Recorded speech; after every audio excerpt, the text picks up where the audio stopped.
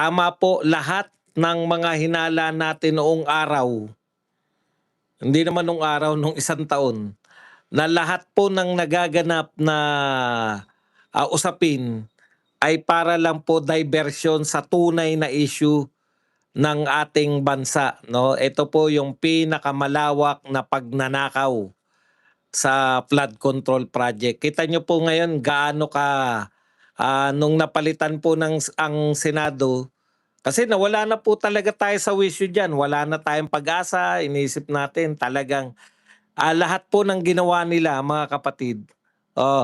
Lahat ng kanilang ginawa sa pamunuan, itong BBM administration na to, ang tangi po talaga nilang ginawa, pagtakpan itong pagnanakaw sa flood control. No? Lahat po yan, tolerated nila lahat ng mga issues, okay lang sa kanila. May issue tayo sa ICC, okay lang sa kanila. May issue tayo sa impeachment, okay lang po sa sakay lang po na sakay. Pero tignan nyo po ang kaibahan. Ang kaibahan po ng lahat, dito po sa flood control, kinokontrol po talaga nila yung lahat po ng tinatawag nating narratives, no? Sa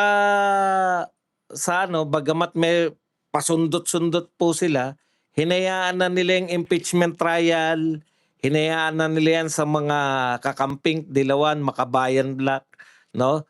At mga kakampi nila sa Kongreso. Talagang okay lang sa kanila yan. Pati po yung, siyempre, nung nahuli po nila si Tatay Digong, kusa na po nagkaroon ng usap dito sa ICC. No? Siyempre, mahal natin si Tatay Digong.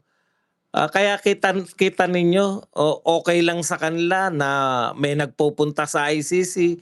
Okay lang na may mga nagrarally tungkol dito sa pagkakakulong ni Tatay Digong, yung mga bring him home, bring back home. Pero okay lang po sa kanila yan. Impeachment, okay lang sa kanila, no? Pag may sumusulpot na ibang patol lang, sige, patulan nyo yan. Yung mga pogo issue na yan, sila,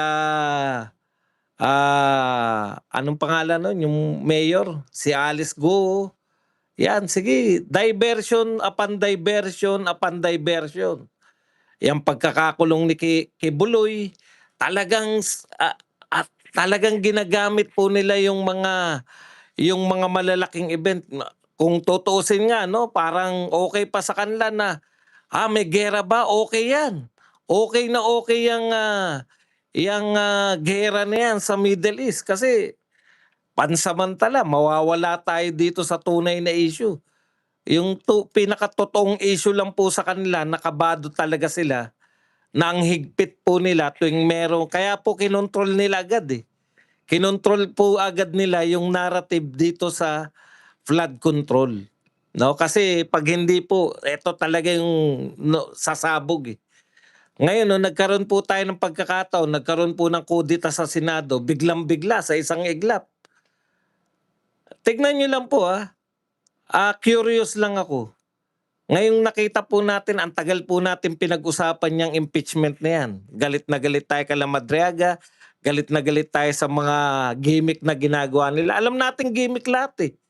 Alam natin na gimmick si Madriaga. Kitang-kita natin nagsisinungaling. Alam natin na gimmick yung kay Trillanes. Kita natin lahat. Pati ang mga okay lang sa kanila yan. Kahit magkasabihan ng sinungaling o walang morality itong na to eh. Hindi po sila bound by moral grounds. Hindi po sila bound by kung anong legality meron tayo. Ang importante po sa kanila, sa totoo po, ang importante po sa kanila, okay lang kahit na anong bintang natin. Pagbintangan mo sila na sila ay mga traidor sa bayan dahil sa pakikipagtulungan sa ICC, wala po silang pakialam.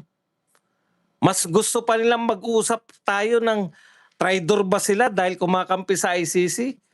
Yung China issue na yan, no? Okay yan sa kanila, walang problema na kahit na wala naman talagang usapin dapat yung China, dapat kaibigan natin, pero eto sila na parang mas gusto pa nila magkaroon ng digmaan eh. Hindi lang talaga tayo papatulan ng China dahil nakakahiya pong pumatol yung China sa atin, eh. Pero ang dami ng masasakit na pananalita, both sides. Pero mas gusto po nila yan lahat, eh, para lang mailayo lahat dito sa pinakamalaking krimen sa Pilipinas. At ngayon po natutuklasan natin, eto talaga yung kanila, kasi hindi po sila, ayaw nilang palagpasin isang araw, eh. Yung sumama man sila dahil sa pagkampi sa ICC, wala silang pakialam diyan kasi puwedeng iligo yan kumbaga, eh. Ganun ba? O mali ba yung pagpapadala namin kay Digong diyan sa ICC? Talagang gano'n. Kung mali sila ng interpretasyon, et cetera, et cetera. Kung mapapakawalan si Tatay Digong, 'di okay pa rin sa kanila kasi malaking usapan, malaking selebrasyon. Wala po silang pakialam, eh. Alam niyo po pala ang pinakagwardyado nila, pinakaginagwardiyahan nila ng husto, ito pong flood control. Lahat po ng Lahat po 'yan puwede po nilang kalimutan, isantabi. Nawala po bigla yung usapan sa impeachment. Bilyon-bilyon na nagastos diyan sa lintik na impeachment nila, biglang hinatak nila flood control. Dito, dumepensa tayo rito lahat. Lahat gawin natin, pasamain natin sa Senado. Hindi na po bumebenta, eh. Hindi na po bumebenta yung ano na ginawa niyo sa Senado. Wala na po, tahimik na yung Senado. Ang nanggugulo ngayon sa Senado, kitang-kita ng mga tao, yung minority. Yung pagtatangka nilang mag-walkout ulit. Yung walkout na po ang kalokohan. Ang aga nyo namang mag-time out. Ano ba mga pinagsasabi ng mga yan? Hindi na ba natin kayang sagutin yan? Talaga bang sa tingin nyo ba yung yung channel natin wala nang kakayahan para sumagot diyan? Ano ba sinabi ng mga yan at importanteng tanggalin nyo kaagad? Hindi ko pa nakikita kung ano sinabi. Tignan ko nga 'tong mga sinabi nyo. Kung bakit nyo gustong-gustong anuhin 'to. Aayaw pasakop sa China, gusto sa ICC pasakop. Anak ng tinapay, sino nagbura nito? Wala naman palang ano 'to, oh.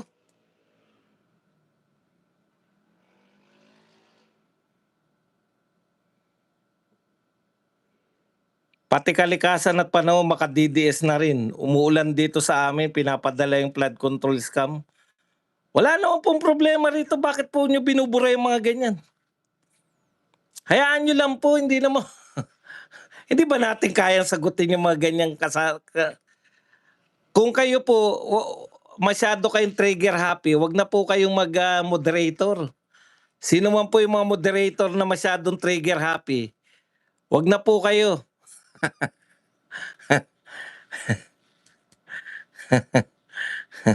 Thank you very much muna kay Felizardo Aguilon na nagbigay po ng 50 pesos na pangkape. Okay. Balik po tayo rito sa usapin, no. Ngayon po ako ngayon ko na-realize,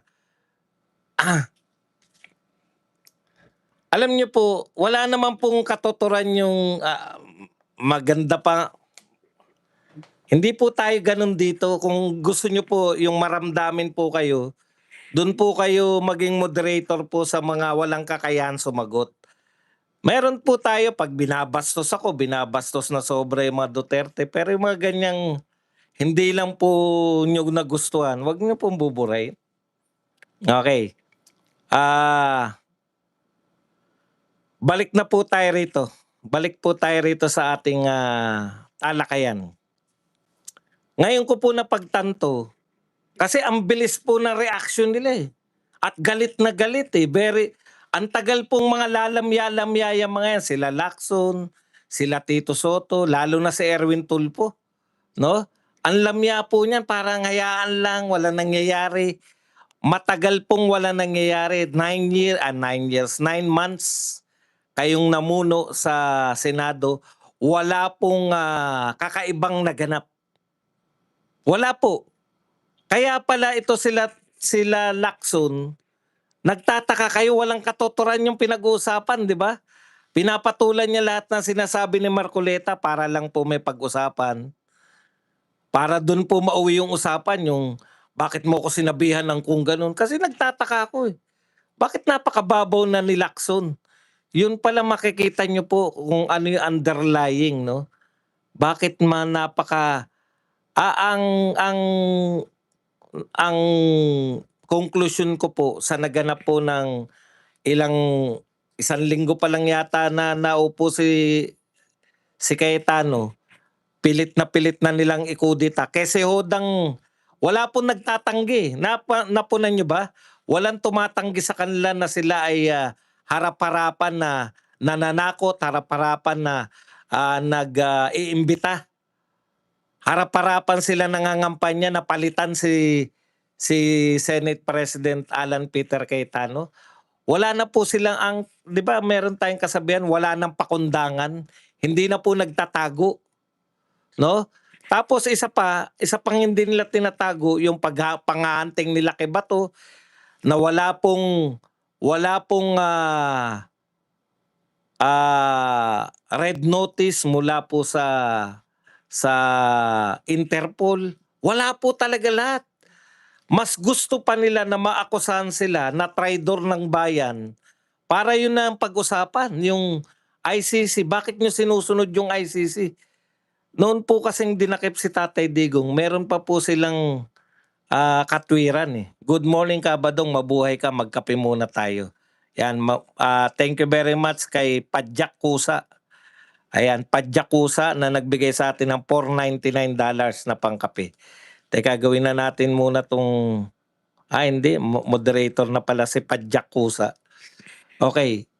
Hindi nyo po napuna. Ngayon po, okay na sa kanila na ipangalandakan na isusunod nilang huhulihin o magkakaroon ng warrant of arrest si Senator Bongo. Wala na pong taguan. Mas gusto po nila na mag-react tayo sa ginagawa nila kay Senator Bato na panghahunting. Mag-react po tayo na wala pong local court, walang local court. Tandaan po ninyo, walang local court na nagsabi na hulihin si Bato. Wala rin pong Interpol. Direkta na po tayo nakipagtulungan sa ICC, wala nang pakialam. Si BBM po nagsasabi na, yan, fugitive si Bato. Bakit kayo nagkakalinga ng fugitive? Si BBM mismo nagsasabi na, si Cayetano ay ang gulo-gulo sa Senado. Never po ginawa yan ng isang presidente. Ang pinagtataka ko, bakit parang mas gusto pa nila na pagbintangan sila na nakikialam? Kasi very sensitive po yung mga pangulo noon. Na hindi kami nakikialam sa Senado. Ngayon po, direkta sinasabihan Ngayon po, direkta Wala na silang pakialam kung sabihan man sila na hindi tayo member ng ICC pero nakikipagtulungan yung gobyerno. Okay lang sa kanila. Malihis lang talaga yung usapan. Malihis saan? Malihis ang usapan sa napipintong Blue Ribbon Committee hearing sa flood control project. Talagang gagawin po nila ang lahat. As in lahat-lahat. Kasabwat ang media. All-out attack sila, Igan. All-out attack lahat po ng mga kilala ninyo ng mga tao sa media. Sila Corina Sanchez, ito sila yung Pinky Web, at iba pang mga personalidad. Naka-all-out attack sila dito sa Senado. Anong kasalanan ni Cayetano? Ano ang kasalanan ni Alan Peter Cayetano? Kakaiba-iba yung ginawa niya. Pag may 13 ka po na willing na ikaw ay iboto bilang Senate President, normal lang po yan. Hindi lang po ngayon nagkaroon ng pagpapalit ng Senate President. Napaka-normal po niyan. Hindi po ganito ang reaksyon ng lahat ng media nung nagpalit mula kay Mig Subiri, nagpalit papunta kay Chis Escudero. Mula kay Chis Escudero, nagpalit papunta kay Tito Soto. Bakit all of a sudden ganito kakaiba? Lalo na nung binabanggit na yung Blue Ribbon at yung pangalang Marcoleta. Alam niyo po, bigla po nawala. Maski ako, na-realize ko, ang tagal natin pinag-uusapan, ang tagal nating nagkukwentuhan, nakikipagtalo sa Mary Grace Piatos. Alam naman natin talaga na hindi naman talaga uubra yan, pero sinadya po nila. Sige, Badong, patulan nyo to. Eto, nasa amin ang narrative. Eto ang narrative namin, magnanakaw si BP Sara. Sige, magpakabisi kayo dyan, ipagtanggol na hindi magnanakaw.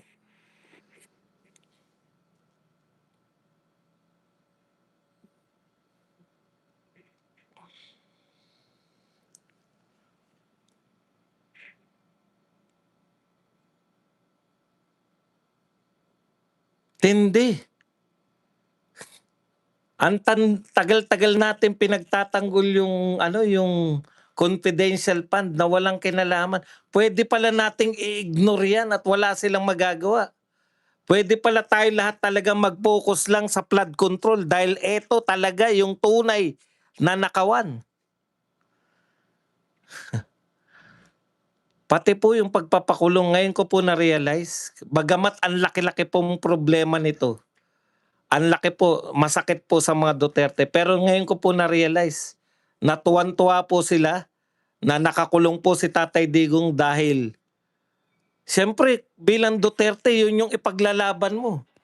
Gagawa ka ng paraan, magalit man kayo sa kanila o okay lang pala sa kanila. Bakit?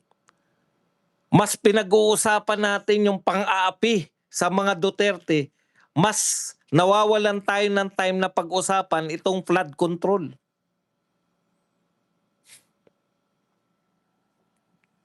Grabe po. Grabe pong pagtatakip. Kaya kita nyo, wala na po sa katwiran sila Erwin Tulfo. Wala. Ano sabihin ni Tito Soto na illegal yung pagtatayo ng subcommittee? Sasabihin mo, dati kang Senate President, kahit kailan ba hindi mo narinig na nagkaroon ng subcommittee ang mga komite ng Senado? First time mo nakarinig ng subcommittee?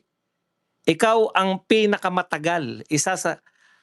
Baka ikaw na nga talaga ang pinakamatagal. Baka ikaw na nga ang may record, Tito Soto, na pinakamatagal na senador. Hindi ko alam kung sino mas matagal sa inyo ni Ping Lacson, pero isa sa inyo ang may record of all time. Ngayon mo lang narinig na may subcommittee ngayon mo lang narinig na may subcommittee ang Senado, ang mga committee pwedeng mag-subcommittee. First time. Tapos illegal. Ang tindi ng mga term na binibitawan nila eh. Kayo ang nagpabagsak ng dignidad. Mga illegal ang ginagawa ninyo.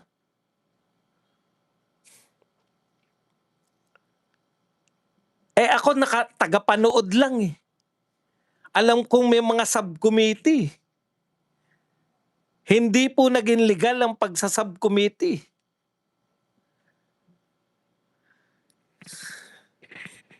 Sabi ko, grabe. Lahat pala ito. Tignan po ninyo lahat ng reaksyon nila. Bakit tayo pa-flood control? Dapat impeachment. Pinapakita ko lang po sa inyo yung malaking picture. Mamaya magdedetalye tayo. Ang pinapakita ko lang po sa inyo, all of this. Baka nga natutuwa pa sila na may gera eh. Ay salamat may gera. Mababaling na po yung usapan dyan. Mamimigay lang tayo ng ayuda para kunwari may ginagawa tayo, okay na. Makakalimutan na nila yung flood control.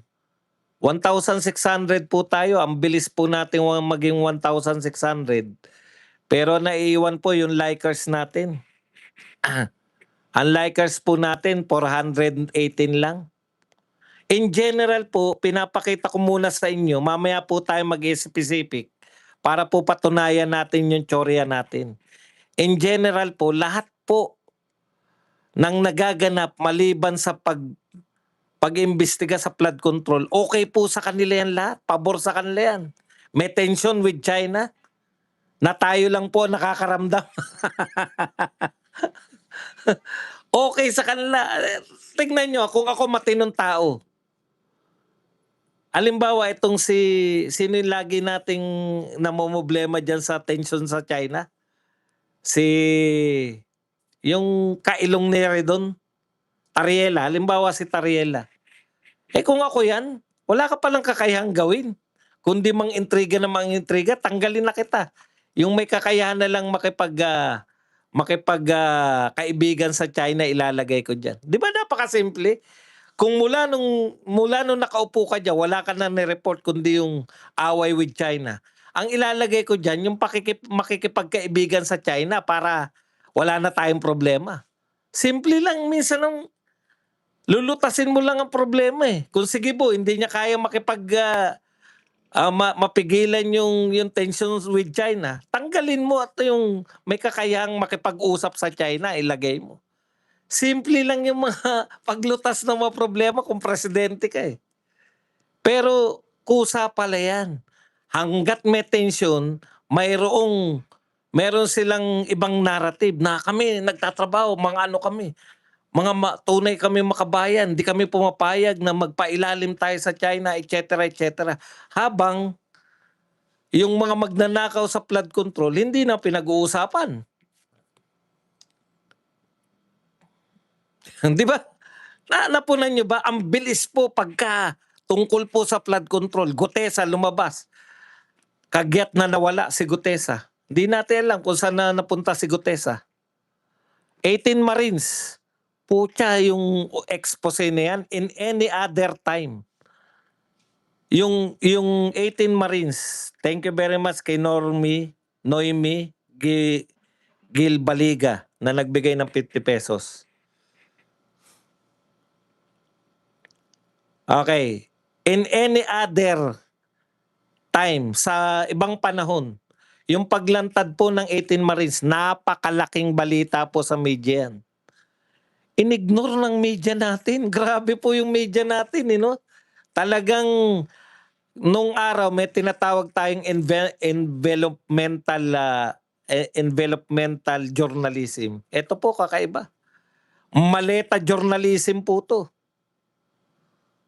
Maleta journalism. Ay, alam nyo po, naku, dati 'di ba handa tayo, baka impeach nila si BP Sara. We don't care anymore. Impeach nyo si BP Sara?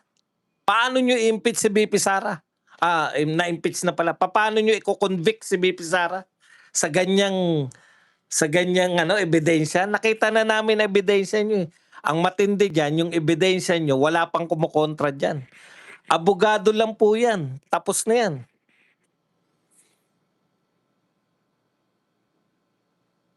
Ang bilis po nilang kinakatay yung mga balita pagkatungkol sa naglagay ng ICI para kunwari mag-iimbestiga.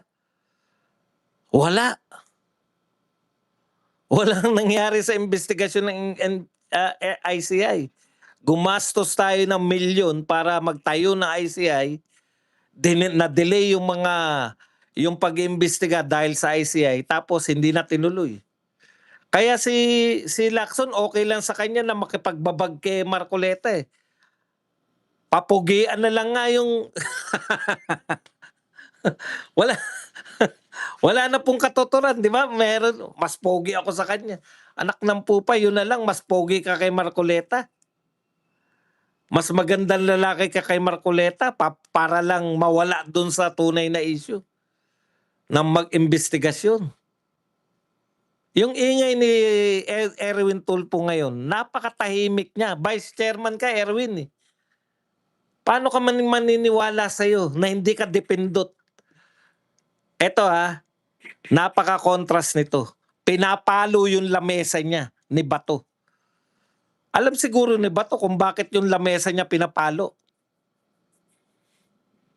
Pinapalo, literal na pinapalo ni Bato yung lamesa ni Erwin Tulfo. At sinasabi niya, anong klaseng gobyerno ito? Pak! Sabi ni Erwin Tulfo, walang imik.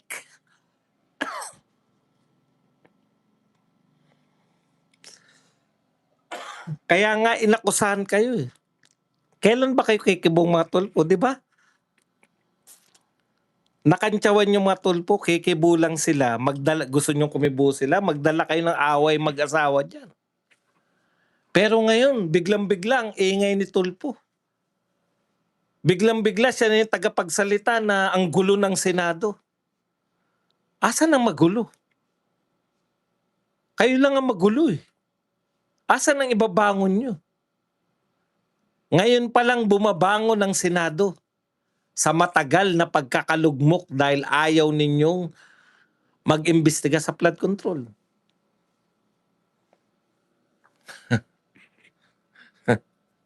Ngayon po, binabalik po nila kung saan. Gusto nilang ibalik. Ginagamit po nila pati ang mainstream media. Ngayon po, lahat ng nagtatrabaho ngayon, lahat po ng bumibira ngayon, yan po ang mga malalaking maleta. Masaktan na ang dapat masaktan. Pero yan po ang katotohanan. Sige, tignan po natin ngayon kung paano po nila nililito para matanggal po dun sa pag-iisip ng tao. Alam niyo po ang mga tao ngayon, ako real talk wala akong pakialam na sa impeachment. Alam ko hindi nila pwedeng makonvict si BP Sara sa kanilang binigay. Lahat po yan na ano na natin, nasuri na natin, pati po yung sinasabi nilang bank account. Very willing po silang manloko ng harap-harapan, no? Kaya naman pala, habang nanloloko sila, tumatagal ang usapan, 'di ba? Yung pasok na lang eh. Parang tayo uto-uto naman. Alam nyo sa totoo lang, na-realize ko nga eh. Inuto lang din tayo ng mga to. Kunwari, bubububuhan sila, no? Kunwari, mayroong bilyon na transaksyon. From the word transaction, alam na natin eh. Ako naman ang isang uto-uto. Uto-uto ako, opo. Nauto ako ng mga tukmol na to. Kunwari, hirap na hirap din ako magpaliwanag eh. Eto lang kasi yan. Pag may 1,000,000 ka sa bangko, winidraw mo. 2,000,000 na transaksyon. Pero actually, wala ka ng pera sa bangko.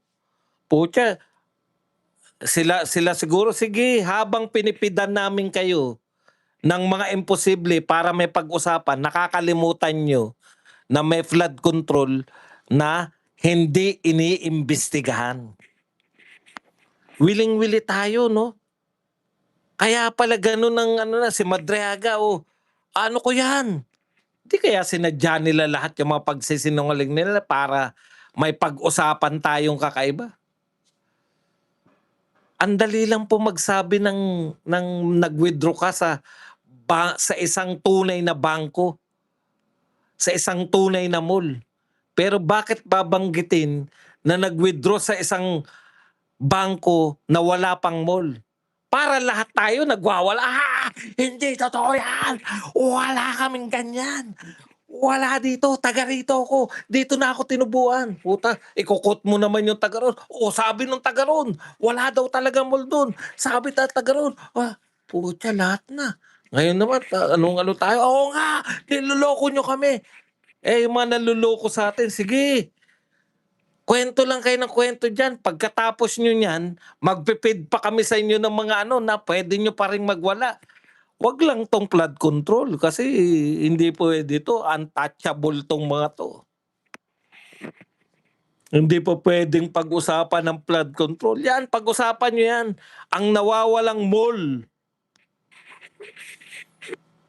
Nag-withdraw sa bangko nang hindi pa naitatayong mall.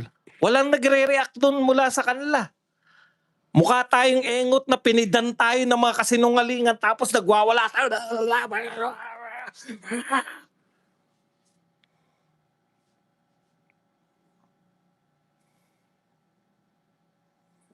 Di ba?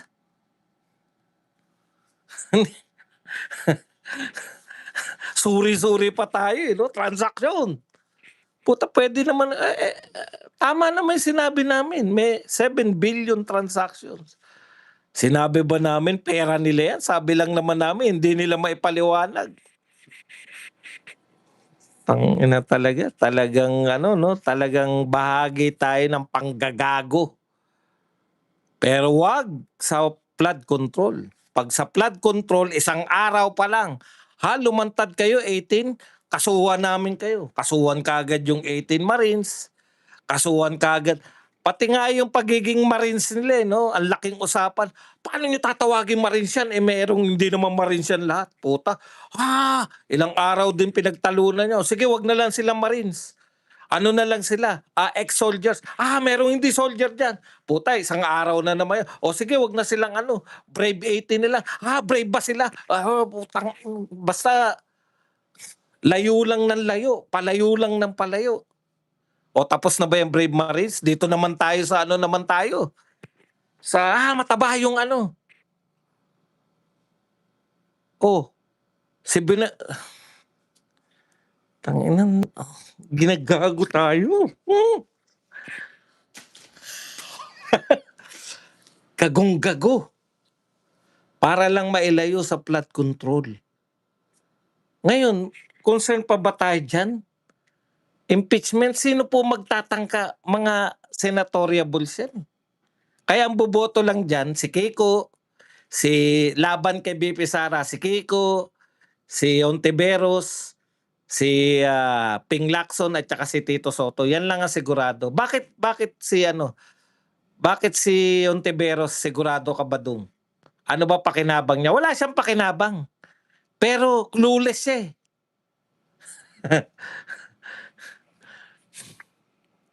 Sa kodigo na. sa kodigo na lang eh. Di ba? Yung mga pinagtatanggol niya na, alam mo, naawa ko kay Rizon Tiberos, clueless talaga siya. Bakit daw siya inaatake sa kodigo?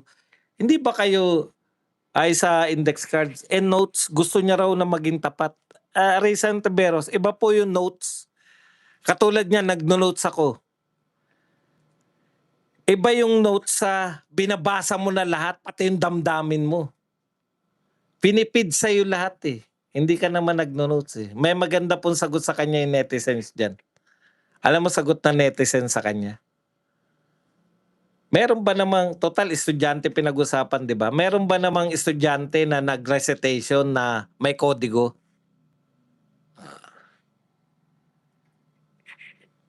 So hindi po sila titigil hanggat hindi po, kasi ang tanging solusyon po nila, ang main purpose po nila, wala po yan. Nililito lang nila tayo kasi pag pumatol po tayo dyan sa delaying ng impeachment, wala po yan.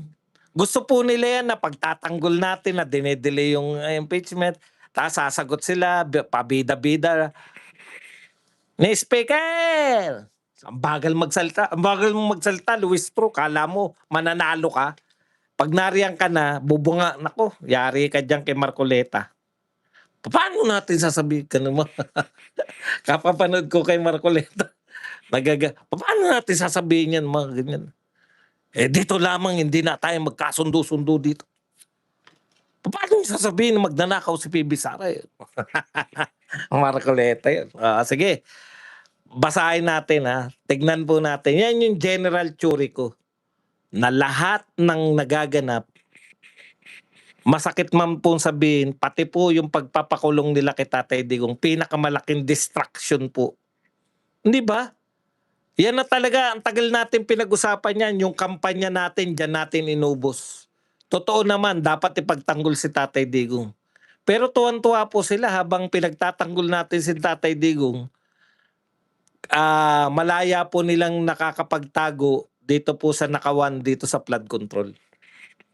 Mag-likes po tayo kasi 1,995 tayo. 1,200 o 2,000 na tayo ngayon. 754 lang po yung nagla-likes. Tapatan nyo naman po yung dami ng panonood sa ating likers. Okay. Basahin po natin yung mga ginagawa nila ngayon para lamang matanggal po yung sa usapin ng flood control. The percentage of Filipino who believe Vice President Sara Duterte should face Senate impeachment trial increase from 69% in March to 74% in April according to Okta Research. Ito na naman tayo sa mga ka-Okta. Katulad po niyan, Nakita nyo na ginagamit pati yung ano eh, no? Pati po yung mga research survey, ginagamit po para mailihis. Halimbawa, ganun pala. Eh, talaga namang interesado ang lahat eh. Hindi lang po 74% ah, ang may gusto na humarap na dyan si VP Sara. 100% yun na. Lahat po ng may gusto. Gusto na naming mapunta na sa Senado yan. Ano po bang pag-uusapan dyan? Sasabihin nyo na naman, kita nyo na, wala na suporta si VP Sara. Utot nyo. Pati mga supporter ni VP Sara, gusto na naming mapunta sa Senate yan para matapos na yan at mapawalang sala na si VP Sara. Mapapawalang sala kasi si VP Sara kasi wala kayong ebidensya.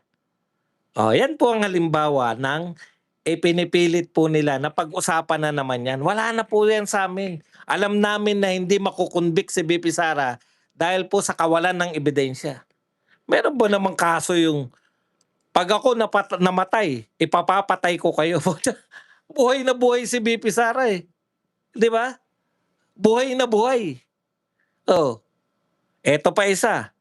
Labas sila na labas. Bongo, Oscar Albayalde, isusunod na ng ICC. Ang dali lang po ng paglutas natin sa ICC. Magtago si Bato. Nalutas niya na po yung problema sa ICC. Pag si VP Sara na, hindi lang po si Bato naggawa niyan eh. Ang una pong gumawa niyan marami na po nagtago. Si Gringo Hunasan. Ito pinakamaganda kay Lacson. Nagtago siya habang si Gloria ang presidente. Kasi alam niya, hindi magiging patas eh.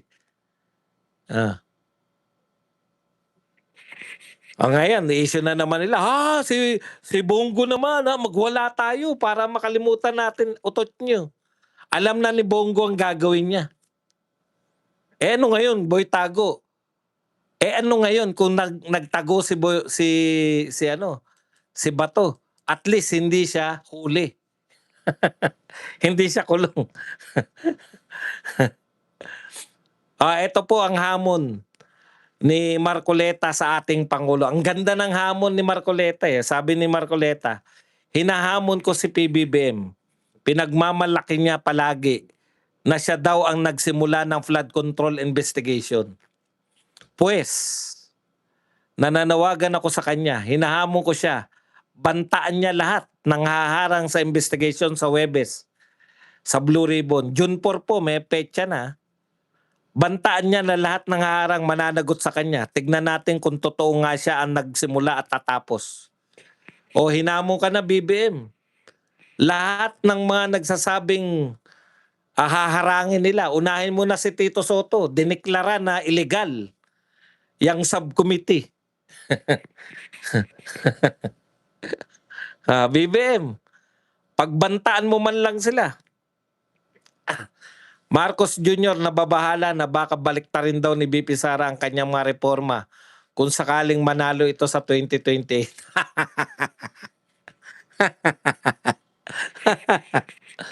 Saan ka ba nababahala? Saan ka nababahala, BBM? Tama, babaliktarin lahat. Walang itutuloy. Hindi itutuloy ni VP Sara ang malawakang pagnanakaw. Hindi itutuloy ni VP Sara ang kawalan ng programa. Walang malalaking proyekto. Hindi niya itutuloy yan. Hindi niya itutuloy yung pagbagsak ng piso. Hindi niya itutuloy yung walang napapakulong sa mga magnanakaw. Dahil magpapakulong si VP Sara. Yung kanyang Vice President, malamang kilala nyo na yung inaawitan niyang Vice President. Yung mula sa original na pananaw ni VP Sara kung sino yung gusto niyang maging Vice President, yung hahabol sa mga magnanakaw. Teka, sino ba humahabol sa magnanakaw ngayon? Wala kaming idea, VP Sara. Wala kaming idea. Teka, hulaan namin kung sino kung sino naghabol si Rodante Marcoleta ba yan? Tumpak. Tumpak na agad. Putangina, naglolokohan pa tayo. Si Rodante Marcoleta. Si Rodante Marcoleta naman. Vice President ni VP Sara. Naglolokohan pa ba tayo? Sino ba naghahabol diyan sa mga flood control na yan?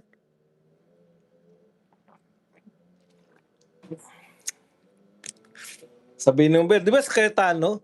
Si Cayetano ngayon lang po eh. Ngayon lang siya lumantad eh. Nauna pang sinabi, huwag na tayo magbulhan pare-pareho. Hindi ako maka-Marcoleta, maka-Duterte po ako. Masama ba na maka-Marcoleta ka na, maka-Duterte ka pa?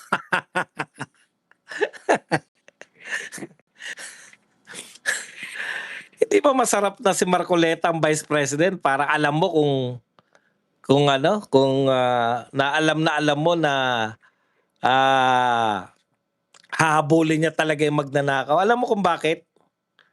Walang pakundangan si Marcoleta kasi wala naman, kinakasuhan siya, pinipilit siyang kasuhan. Alam niya naman na hindi totoo. Saan ka nakakita ikakaso sa'yo? Plunder. Kakasuhan mo ng plunder si Marcoleta dahil lang sa campaign donation. Ang plunder, ninakaw, pera ng gobyerno, ninakaw mo.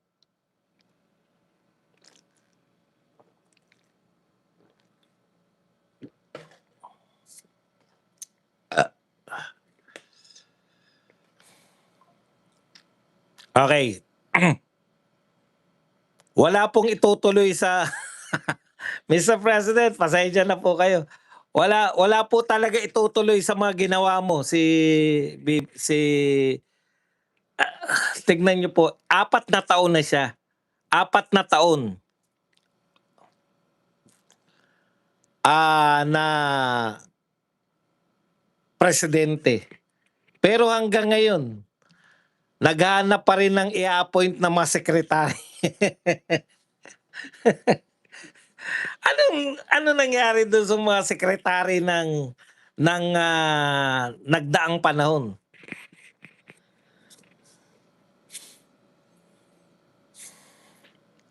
Hontiveros sa mga pumupuna sa paggamit niya ng index card, hindi ko magets ano ba yung point nila.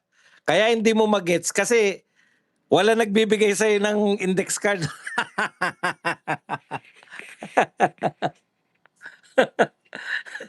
Kung hindi mo magets, mga vlogger nga walang kodigo pag nagsasalita eh. Ikaw senador ka, lahat na sinasabi mo binabasa mo, pati damdamin mo binabasa mo. Kaya hindi mo magets kasi akala mo yung pagkokodigo, lahat ng mga sinasabi mo may nagfi-feed sa'yo. Normal lang yun. Hindi yun normal. Ikaw lang yun. Ito po, ang panawagan ni Trillanes kay BBM. Kapit po kayo ba? Baka mabigla kayo. Trillanes umapila kay Marcos Jr. Magsanib puwersa upang talunin ang mga Duterte. Kita nyo na. Sila mismo alam nila na hindi rin nila tatalunin yung Duterte. Okay, that's the most prudent thing to do na magsanib puwersa Marcos admin at ang middle forces na tinatawag. That way, talaga makokonsolidate yung lahat ng mga anti-Duterte forces. Alam nyo, sa totoo lang mga kapatid, talaga nananawagan ka na magsanib puwersa, hindi pa ba sanib puwersa yung ginagawa nyo? Alam namin magkakakampi na kayo ngayon na pinagtutulungan nyo na eh. Ang gusto niya, iisa lang yung yung kumpas nila. Ang dami, lahat po kayo bumabanat na sa mga Duterte. Paglabas ng totoong survey, ano yung totoong survey? SWS tsaka Pulse Asia. Paglabas ng totoong survey, putya, number 1 pa rin si BP Sara. Tapos magtataka pa sila ginawa na namin ang lahat. Alam niyo po, ginawa na ninyo ang lahat ng kaya nyong gawin. Totoo yan. Kakampi nyo pa media, totoo rin yan. Ang laki ng ginagastos nyo, totoo din yan. Pero, eto po ang katotohanan eh. Mas madaling paniwalaan yung mga nagsasabi ng totoo kaysa nagsasabi ng mga imposibleng mga sasabihin. Halimbawa po, lagi nyo sinasabi sa pamamagitan ng inyong napakahusay napakahusay na spokesperson ng Malacanang, si Auntie Claire. Lahat ng problema ng Pilipinas, 2026 na, ang kagagawan pa rin ng Duterte. Kaya nyo sabihin yan at kaya yang dalhin ng media. Pero mas madaling paniwalaan ang vlogger na nagsasabi ng problema ng Pilipinas ngayon ay kagagawan ni Marcos kaysa yung sinasabi ng media sa pamamagitan, kinukot si Auntie Claire, ng lahat ng problema natin ngayon ay kagagawan ni Duterte. Ang katotohanan po, madaling papaniwalain yung mga tao sa katotohanan. Kahit na anong kasinungalingan, kahit na anong pagbabalat kayo nyo sa sinungalingan, sino maniniwala? Yun na lang eh. Pinipilit ninyo kada may darating na problema. Halimbawa, sasabihin, ibabalita ngayon, pinakamalaking utang ng Pilipinas na ganap ngayong panahon ni BBM. Kasalanan kasi ng mga Duterte yan. Automatic eh. Paano maniniwala sa inyo? Dati na kayong magkakasabwat, kayong lahat mga Duterte diehards. Halimbawa po, malawak na malawak ang nakawan. Flood control. Trilyon ang pinag-usapan. Tapos ang i-impeach nyo, yung haka-hakang confidential fund. Sino paniniwalaan ng tao? Ang lawak ng nakawan sa flood control, kaya i-impeach natin si BP Sara dahil wala siyang kinalaman sa flood control. Paano kayo paniniwalaan ng mga tao? Niluloko ninyo yung mga tao. Aminado ang lahat, pati si BBM. Ang lawak na nakawan sa flood control. Kaya dapat ma-impeach si BP Sara. Di ba kagaguhan yun? Kahit po sabihin na ninyo, mga vlogger na yan, pinabili lang na suka. Mga bobo yan, mga vlogger. Bobo na kami, pero nagsasabi kami ng totoo. Yan ang hindi pwedeng itago. Sinasabi ng vlogger, malawak ang nakawan dyan. Ipakulong ninyo yung mga bakit ang sinasabi ng vlogger, malawak ang nakawan, bakit wala nakukulong na mastermind? Wala naman talaga eh. Nakulong na ba yung 3 mastermind?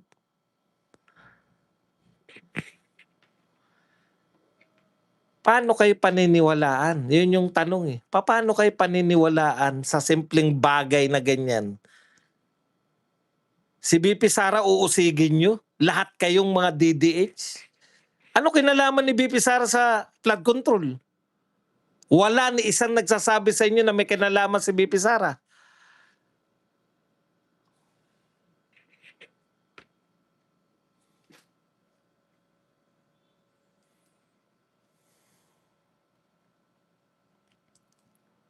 Okay.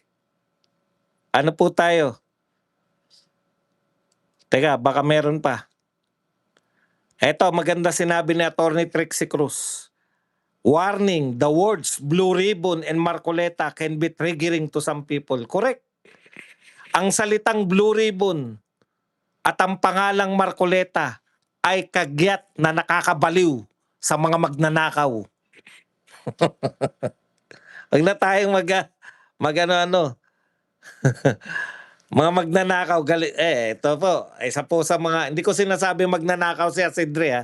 Isa po sa pinaka-vocal na nagsasabi po na bakit inuuna nyo yung flood control, impeachment dapat kayo pumukus, ay si Asidre.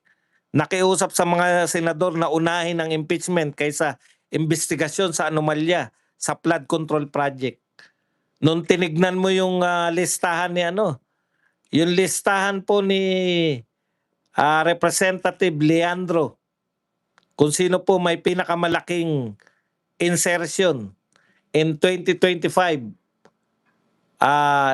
sa 2025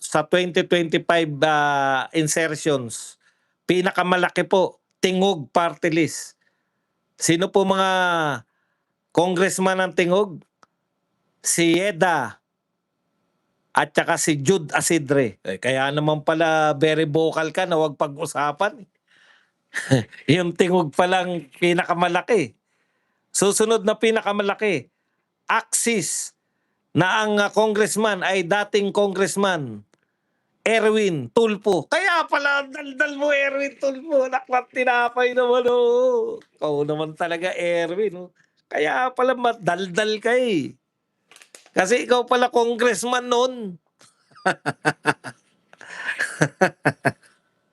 Kaya pala gusto mo magpalit ng bagong Senate President. Yan po sa mga party list. Kayo po ang pinakamarami. Susunod, ako Bicol, Elizalde, Saldico. Grabe naman talaga oh. Yung 1, 2, 3 na mga party list na pinakamalaking insertion sa 2025. Tingog. Kaya madaldal si Asidre. Ayan lang po ang ating topic. Yung iba mamaya ng hapon pagkatapos ng